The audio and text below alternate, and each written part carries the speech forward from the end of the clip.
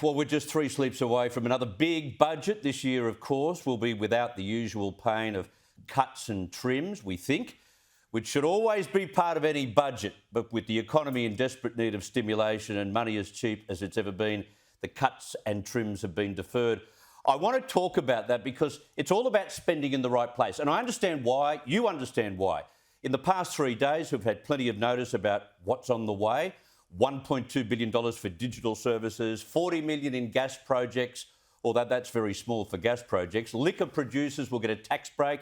They've turbocharged childcare relief to get as many families back in the workforce as possible. There are low to middle income tax breaks, $600 million for the new National Recovery and Resilience Agency, and buckets of money for women's health announced today, and the aged care sector, tens of billions. It all points to an early election to me, probably late October, early November.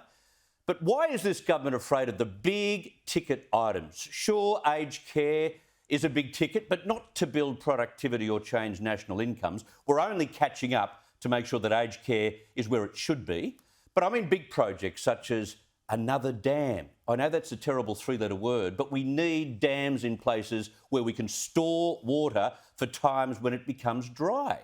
What about a big ticket item like an inquiry into new modular nuclear plants so we understand the benefits of them, and talk about getting rid of the law forbidding the use of uranium for energy? You heard what the British Prime Minister said during the week. When will Australia use their uranium to produce cheap and clean power? The technology nowadays has none of the dangers associated with previous nuclear operations. And this is the way the UK, Europe and the US are looking at powering their regions. And we have such a sparse population, it would suit us to the ground even more. But nothing on that either. What about fast rail to disperse a population that seems intent on trampling on itself in just a few capital cities?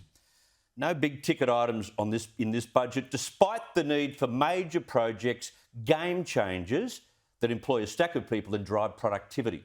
I think it's a crying shame that we miss these opportunities. If you don't have an intention to undertake the big projects now, when money's incredibly cheap and will be for some time, and you can spend without copping any political fallout, you're actually never, ever going to do it.